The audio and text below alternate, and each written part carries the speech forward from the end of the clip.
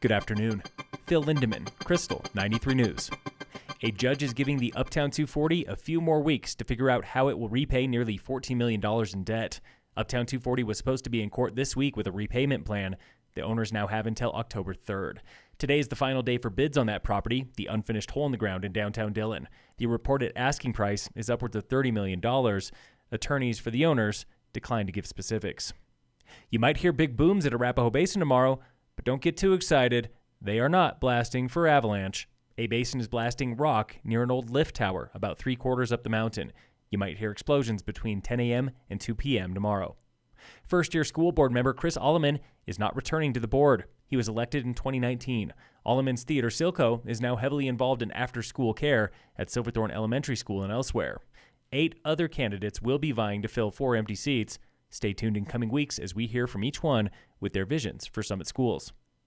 Semi-truck chain stations are not coming soon to Highway 9 in Blue River. The design is, for the most part, finalized. They do not have funding at this time to construct. That was Andy Staley with CDOT.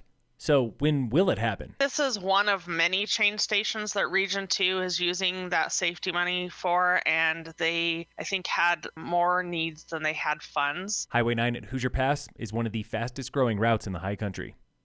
Town of Frisco reviews the upcoming budget at today's council meeting. For a second year, capital projects are the biggest expense, nearly $33 million, more than half of all spending.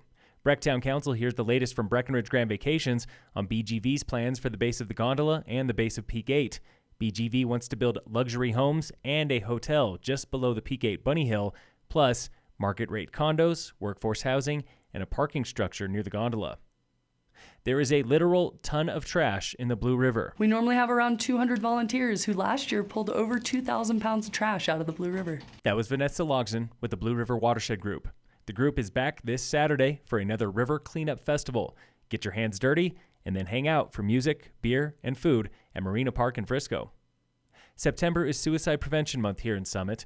The National 988 Suicide Hotline is a great resource, but Sheriff Jamie Fitzsimons says beware of a glitch. If you have a cell phone with a different area code, it's going to send you to that crisis line in that area code. So people really need to be aware of that glitch. The hotline is still a valuable resource, unless you see this. If someone's bleeding, or someone's ingested something toxic, or has a weapon, or is currently in the process of self-harming, call 911. Hotlines and other local resources are available, and they're free. You are not alone. Local fire danger is holding steady at moderate today in Summit, still with no fire restrictions. In sports, the Rockies play the Cubs tonight at 6:40. And in local sports, Summit High Volleyball plays Eagle Valley at home today. Boys soccer is playing Evergreen away. The golf team is up in Steamboat. Phil Lindemann, Krystal, 93 News.